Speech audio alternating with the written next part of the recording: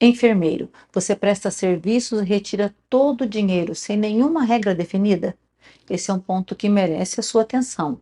Aqui eu vou explicar o que é Prolabore, quando ele é obrigatório e porque ele não é a mesma coisa que distribuição de lucros. Organizar isso é tão importante quanto organizar sua atuação profissional.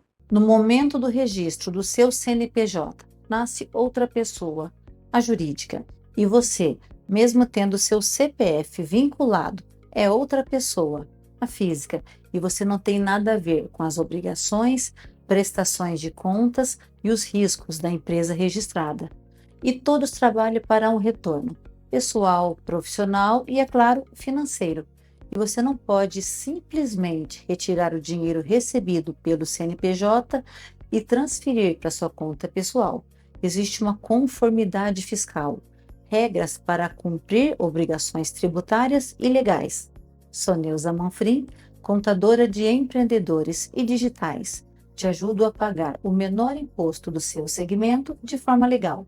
Este vídeo é para o empreendedor que já tem a sua empresa constituída. Caso você ainda esteja usando o seu CPF para atividades de negócio, temos vídeos neste canal explicando e mostrando quanto te custará permanecer assim. Então vamos lá, existem duas formas legais da empresa retribuir financeiramente seus sócios. Uma por seu trabalho dedicado na empresa, que é a retirada de Prolabore, e a outra pelo resultado do seu negócio, que após apurado distribui em forma de lucros, que até 2025 era totalmente isento, e a partir de 2026 paga-se imposto de 10% quando distribuídos acima de 50 mil no mês. Este conteúdo é um tema sensível, porque há sócio que faz as retiradas apenas em uma dessas nomenclaturas, a de lucros, entendendo não ser necessário o Prolabore.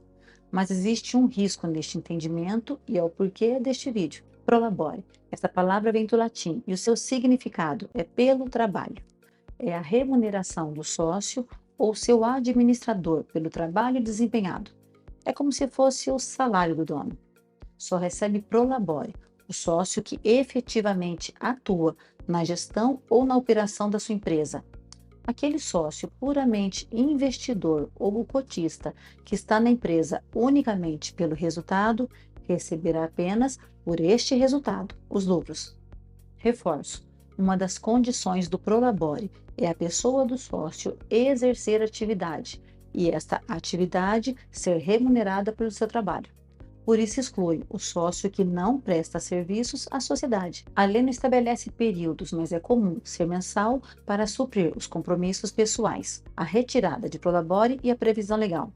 A legislação previdenciária, na Lei 9.876, de novembro de 1999, a Lei do Custeio, no artigo 12, inciso 5, a linha F, identifica o titular da empresa e o sócio que recebe remuneração decorrente do seu trabalho como segurado obrigatório na categoria de contribuinte individual. Já a Receita Federal, uma vez unificada com a Previdência Social, se manifestou através da solução de consulta COSIT 120.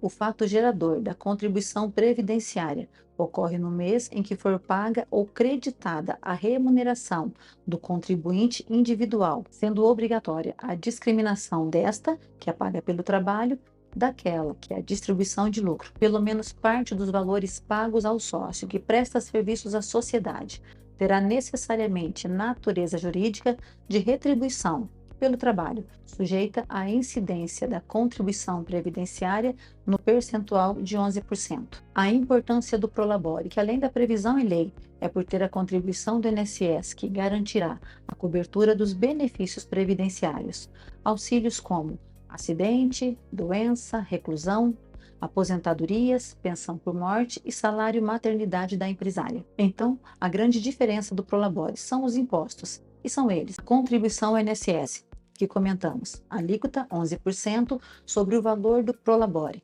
Valor mínimo: o salário mínimo, hoje 1.621, valor máximo, o teto, hoje 8.475,55.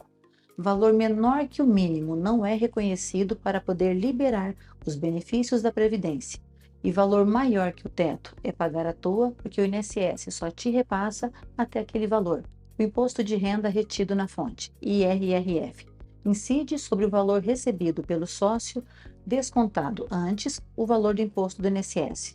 A alíquota é progressiva, vai aumentando conforme o valor da sua retirada. Desde janeiro, é isento até 5 mil e acima deste valor pode chegar a alíquota máxima de 27,5%. Para as empresas não optantes do Simples Nacional, exceto para as enquadradas no anexo 4, acrescenta 20% de INSS patronal. O risco em não fazer a retirada de Prolabore são as possíveis autuações, que já está acontecendo, por haver a confusão com a transferência de distribuição de lucros.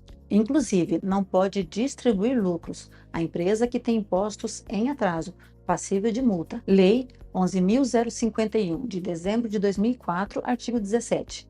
E há quem defende não haver a obrigação de fazer o pagamento de Prolabore, mesmo previsto em lei. É perfeitamente adequado nas situações em que nenhum valor é repassado ao sócio, mas não é cabível quando, de fato, houve a retribuição pelo trabalho.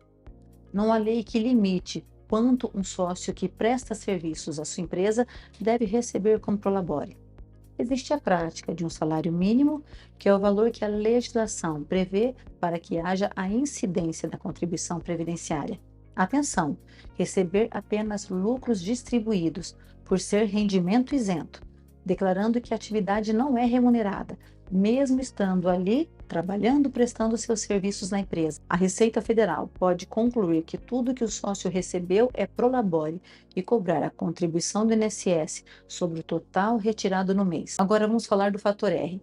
Empresas enquadradas no regime do Simples Nacional podem estar entre 5 anexos, cada anexo com alíquotas específicas, e para saber em qual estar entre estes anexos é através do seu CNAE, que é o código que identifica a sua atividade econômica, que pode ser a principal ou secundária, e por força de lei, as atividades de profissão regulamentada, serviços que exigem alto grau de especialização, cunho intelectual ou científico se enquadram no anexo 5, que inicia com um percentual de 15,5%, o maior percentual dos anexos do Simples Nacional, mas a legislação permite que empresas tenham a possibilidade de alternar o anexo com imposto menor, o anexo 3, que neste o percentual é de 6%.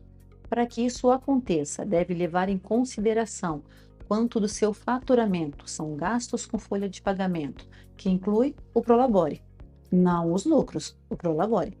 E para esta situação, deve ter um olhar atento, um planejamento fiscal para estar neste anexo mais vantajoso e garantir o menor imposto. E como conclusão, há momentos em que é plausível não ter o recebimento de Prolabore, no início das atividades, numa fase com dificuldade financeira, em que pausa ou diminui o valor da retirada para manter a cobertura da Previdência Social e a conformidade legal, e complementa via distribuição de lucros, se a empresa estiver regular, com os impostos. Ambas as rendas são retribuições ao sócio, uma de natureza remuneratória pelo seu trabalho e a outra relacionada ao resultado da empresa. Esta diferenciação deve ficar muito clara. Olhe o risco, não entender isso, caso não conste discriminado na contabilidade o que é remuneração do trabalho e o resultado do negócio, os lucros apurados, a contribuição previdenciária pode incidir sobre o total retirado no mês, como já comentamos. Caso queira mais informações, deixe um comentário ou entre em contato, será um prazer ajudar você. E nos apoie, se inscreva em nosso canal, deixe seu like e compartilhe, sempre tem alguém fazendo errado ou com dúvidas sobre este assunto. Um grande abraço, sucesso para os seus negócios e até o nosso próximo encontro.